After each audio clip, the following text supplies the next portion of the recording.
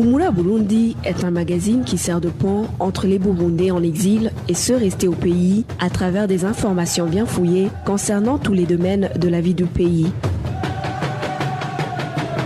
Le magazine Humura Burundi est diffusé sur le web via le site de la RPA www.rpa.bi.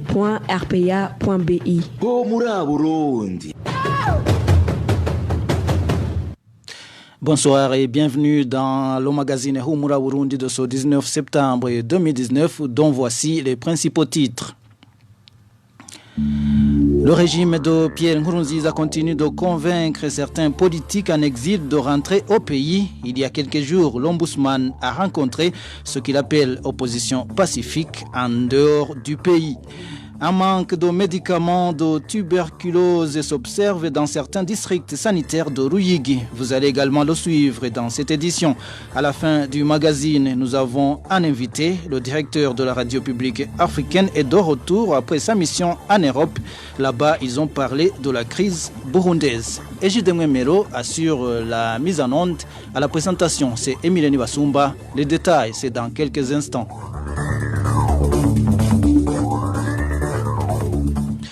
Commençons par cette page société. Un enfant âgé de 2 ans et demi est décédé le matin de ce jeudi au centre de santé de la zone Nyamugari, commune Tchendadjuru, en province Tchanguzo. L'enfant faisait partie de la famille de 5 personnes qui ont été empoisonnées ce mardi. 3 des enfants et la mère sont morts ce mercredi, juste à leur arrivée au centre de santé de Nyamugari. Seul un enfant de 16 ans hospitalisé à ce centre de santé et en état critique reste encore en vie dans cette famille. Une personne présumée coupable de cet empoisonnement est dans les mains de la police. Et politique sans transition, les tractations de Gitega pour convaincre les politiciens burundais en exil à rentrer au pays avant les prochaines élections de 2020 se poursuivent. Dans une déclaration sortie ce mercredi 18 septembre 2019, l'ombudsman burundais a reconnu s'être entretenu durant 2 jours avec ceux qu'il appelle une opposition pacifique, même s'il nie avoir opéré sur demande du gouvernement burundais. Le contenu de cette déclaration avec Josiane Mouzanez. Dans cette déclaration sortie ce mercredi 18 septembre 2019 par l'institution de l'Ombudsman, il est mentionné que l'Ombudsman était du 26 août au 2 septembre dans une mission de travail qu'il a conduit au Caire et à Nairobi. Dans la capitale kenyane, Edouard Nduwimana reconnaît s'être entretenu avec certains politiciens en exil, en l'occurrence avec une catégorie de ceux qu'il a appelés des opposants pacifiques. Selon cette déclaration, l'objet de cette rencontre était celui de les sensibiliser au retour au pays, tout en leur précisant que ceux qui seront accueillis à bras ouverts sont ceux qui ne font pas l'objet de poursuites judiciaires. L'ombudsman burundais a également tenu à préciser que ces discussions n'avaient rien à voir avec les négociations inter-burundaises en suspens, ni avec une quelconque relance du processus de dialogue, peut-on toujours lire dans cette déclaration, et de préciser que cette rencontre s'inscrit dans la droite ligne que celle organisée en août 2017 à Helsinki, la capitale finlandaise. Une rencontre qui avait pourtant vu la participation d'une délégation de Bujumbura, alors que l'ombudsman burundais fait savoir que c'est son institution qui en a eu l'initiative et non le gouvernement Nkurunziza.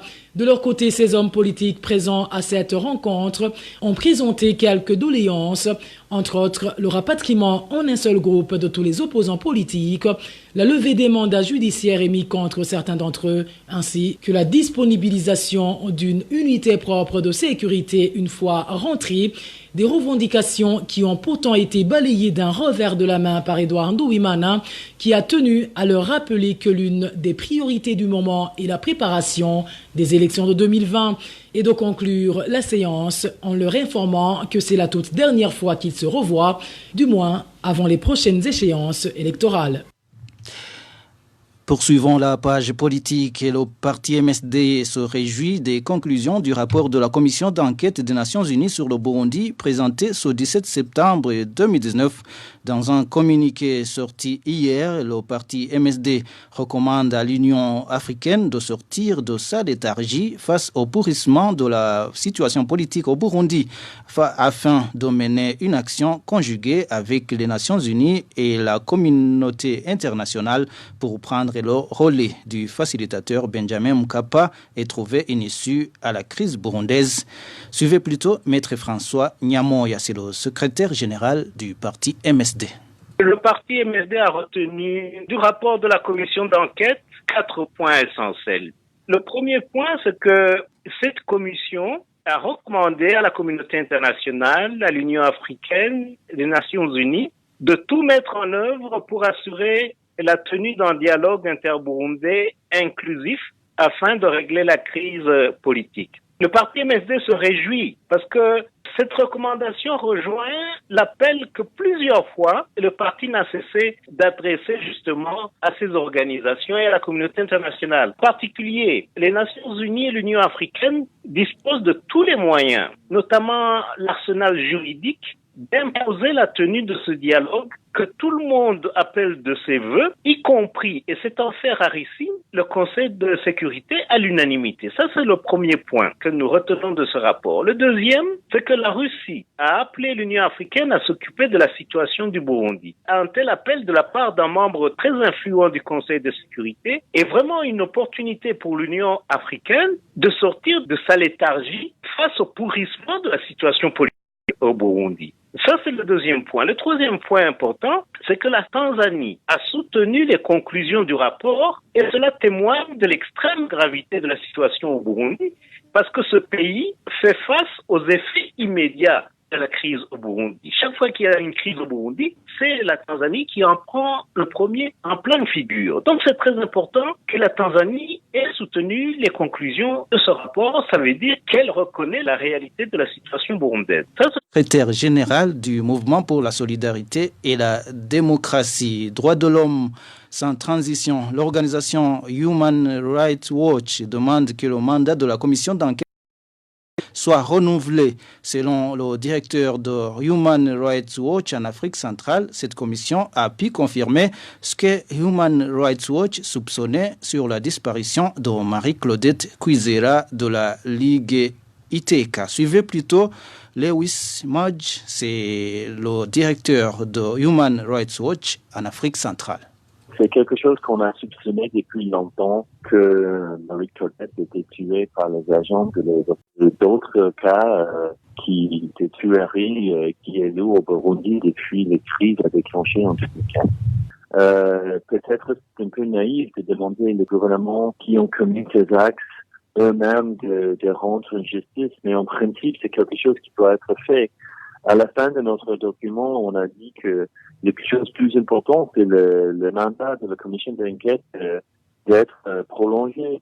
Parce que jusqu'à maintenant, c'est la commission d'enquête qui est le seul moyen de savoir la vérité et qu'est-ce qui se passe dans le pays. Voilà, c'est Lewis Mudge, c'est le directeur de Human Rights Watch en Afrique centrale. Je vous rappelle que vous nous suivez en direct sur la page Facebook de la RPA Ijwi Gihugu. Vous pouvez également retrouver le magazine sur notre site web, c'est le www.rpa.bi. Tout de suite, nous parlons santé.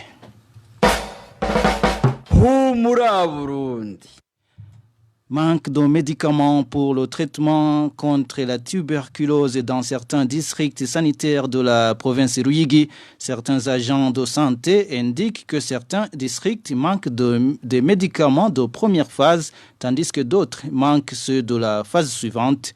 Les détails avec Trésor Nyongao. Ce manque de médicaments pour le traitement contre la tuberculose se manifeste dans certains districts sanitaires de la province de Ruyigi depuis la fin du mois d'août. Selon les informations recueillies auprès des agents de santé du district sanitaire de Ruyigi, les médicaments de la première phase de traitement ne sont pas disponibles, tandis que ceux du district sanitaire de Kinyinya affirment qu'il leur manque les médicaments de la deuxième phase. Depuis le début du mois de septembre, les patients ne trouvent plus de médicaments quand ils viennent les chercher. Ils rentrent les mains bredouilles. Dans certains hôpitaux de Ruyigi, il n'y en a pas. Quand nous demandons aux animateurs sanitaires, ils nous disent d'attendre que ces médicaments soient disponibles. Nous ne savons pas quand ils le seront. Selon toujours les agents de santé dans les districts sanitaires de Ruyigi, l'organisation non gouvernementale qui octroie gratuitement ces médicaments ne serait pas en train de le faire comme avant.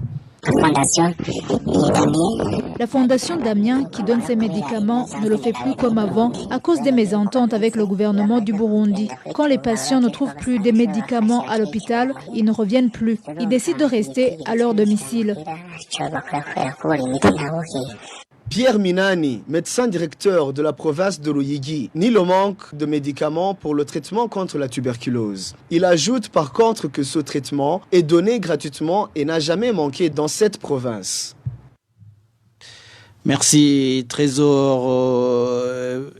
Poursuivons cette édition. Il y a inquiétude des habitants de la mairie de Bujumbura suite à la pénurie d'eau potable et le manque d'hygiène qui s'y observe.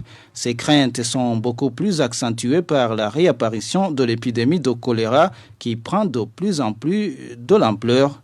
Les détails avec Éloge Divin Remèche.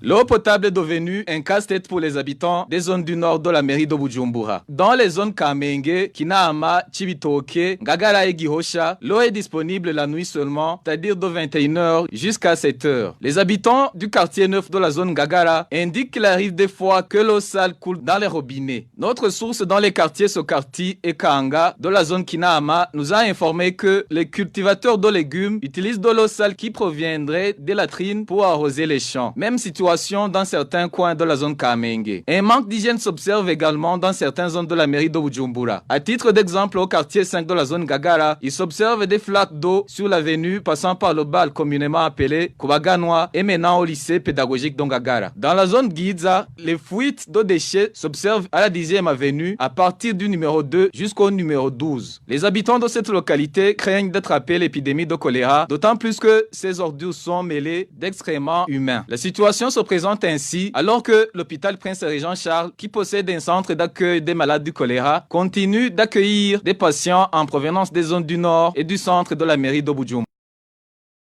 Essayé de joindre Siméon Habonimana, directeur de la régie des eaux, pour qu'il s'exprime sur cette pénurie d'eau, mais son téléphone était injoignable. Nous avons également essayé de contacter Freddy Mbonima, le maire de la ville de Bujumbura, pour qu'il s'exprime sur le manque d'hygiène qui s'observe dans certaines zones de la mairie, mais son téléphone sonnait sans que personne ne décroche.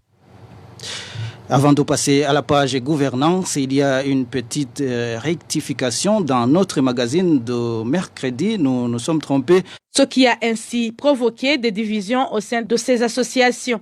Selon notre source à Bujumbura, le maire de la ville a annulé la convention de recouvrement des frais de stationnement pour une de ces associations.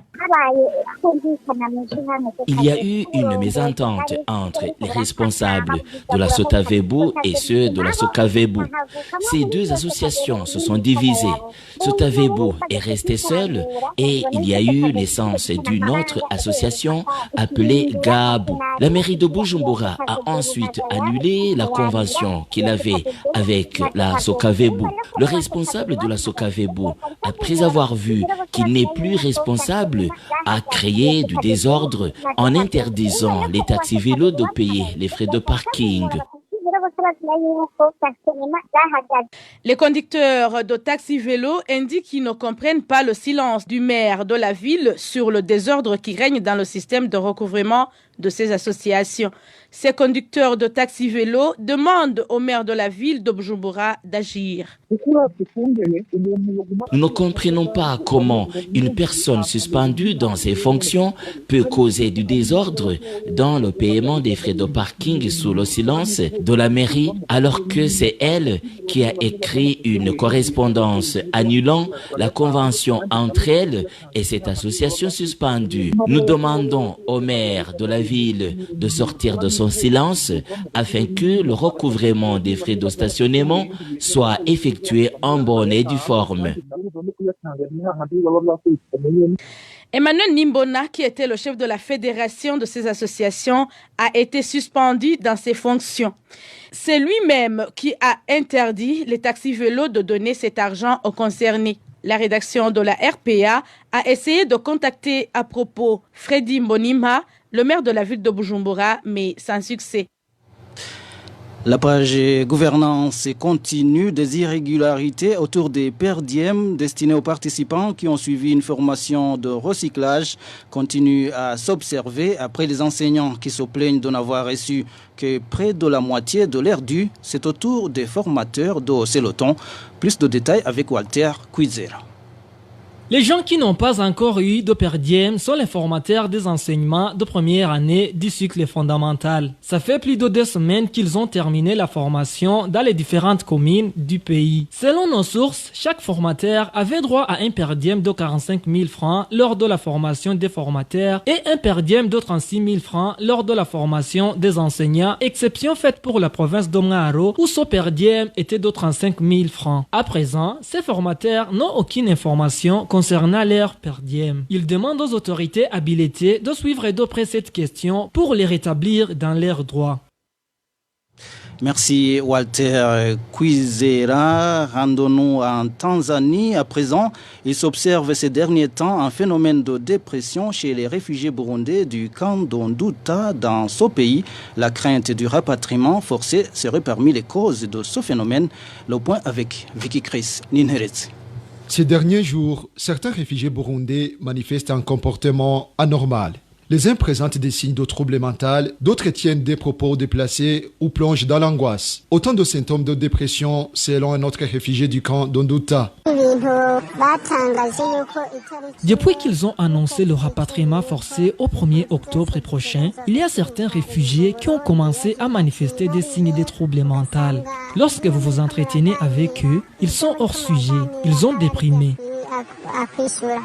Le spectre du calvaire enduré autrefois au Burundi revient dans leur mémoire et ils ont peur de subir d'autres atrocités. Une fois de retour au Burundi, relève un réfugié qui s'est entretenu avec ces personnes présentant des signes de trouble.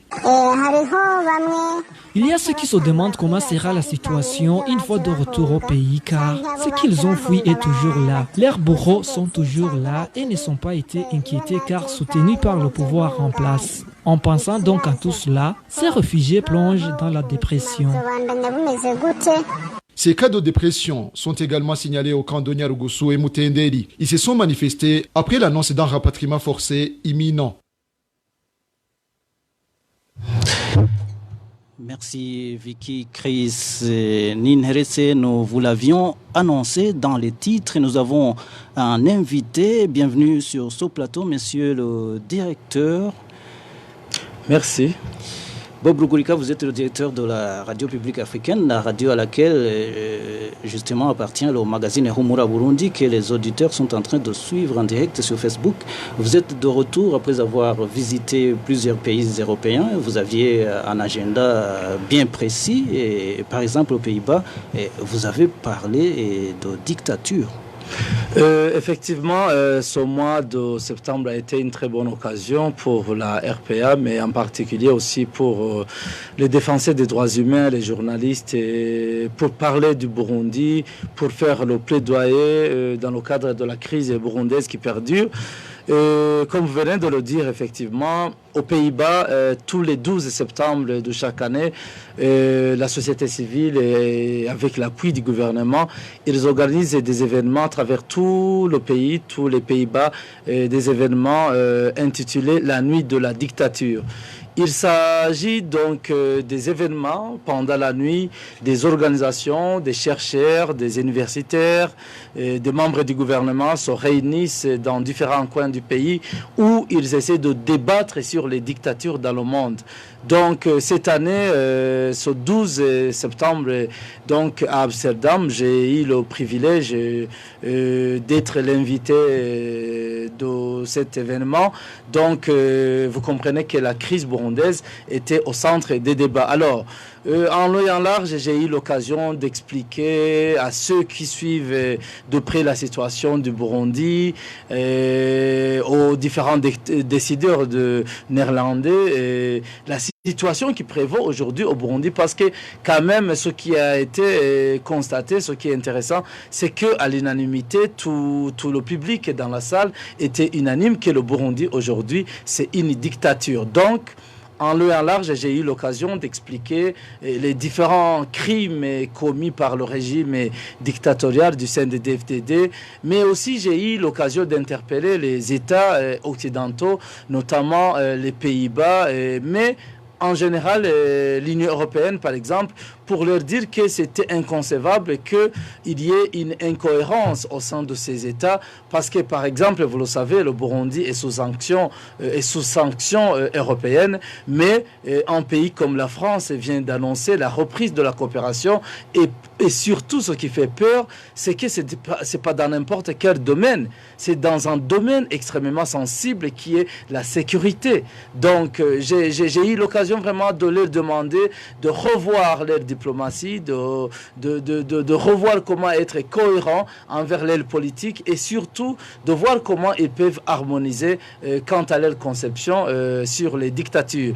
Mais comme dans la salle, il y avait aussi des citoyens ordinaires, il y avait des chercheurs, j'ai eu l'occasion quand même aussi de démontrer que les dictatures en Afrique ou ailleurs dans le monde n'affectent pas que nous, les victimes, mais les dictatures, elles affectent aussi la vie quotidienne, par exemple, des citoyens de ces États occidentaux. J'ai eu l'occasion d'expliquer, par exemple, comment la crise burundaise affecte, par exemple, les politiques hollandaises en matière de développement régional. Ici, au niveau de l'East African Community, il y avait des grands chantiers qui sont maintenant suspendus parce qu'un des pays de la région est sous sanctions économiques. Mais j'ai aussi parlé de cette crise migratoire qui surgit et qui vient surtout en provenance des pays sous dictature. Donc, tout cela a été une bonne occasion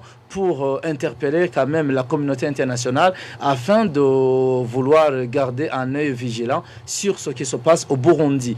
Donc, pour moi, ça a été une satisfaction.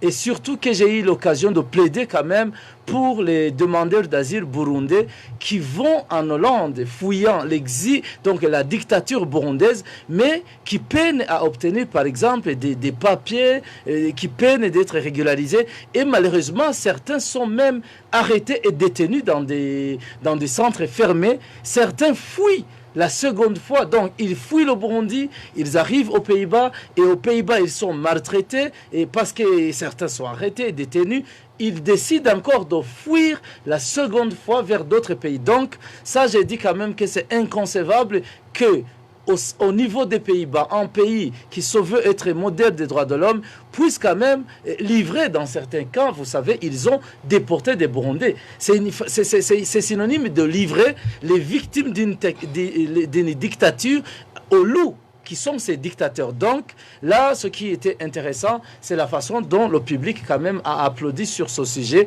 Et j'ai appris, après avoir quitté d'ailleurs la Hollande, que certains Burundais qui étaient demandés d'asile, et d'ailleurs, qui s'étaient vus refuser les papiers, apparemment, ils auraient été reconvoqués pour que leur dossier soit réanalysé. Donc, pour moi, cette visite aux Pays-Bas fut une belle occasion. Et vous vous êtes également rendu en Suède, où il y a eu même la projection du film On Air sur la RPA. Effectivement, merci de me le rappeler, j'ai oublié que pour illustrer la dictature burundaise aux Pays-Bas, effectivement, ils ont aussi commencé à projeter, à visualiser le documentaire On Air, qui a été réalisé sur la RPA et le travail des journalistes de la radio. Donc, alors, ça a été la même chose en Suède, où je suis parti sur invitation de la diaspora burundaise vivant en Suède, sur initiative, bien sûr,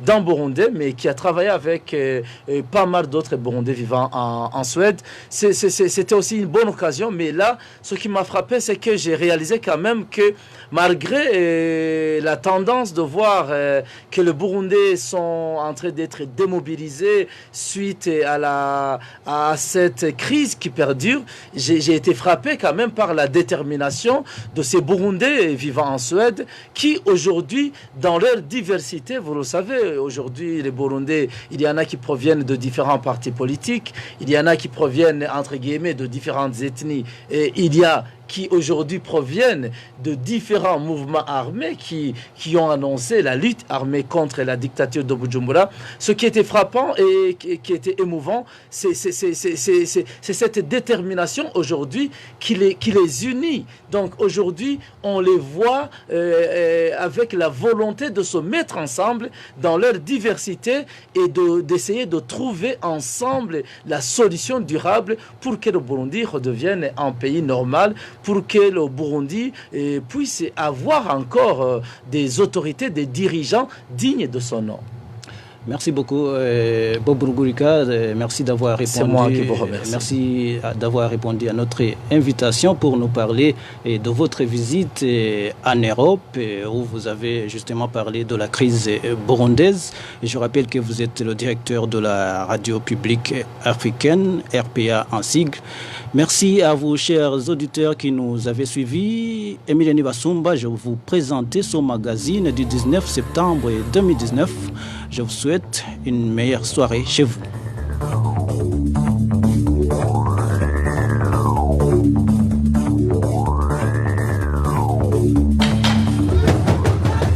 C'était le magazine Humura Burundi.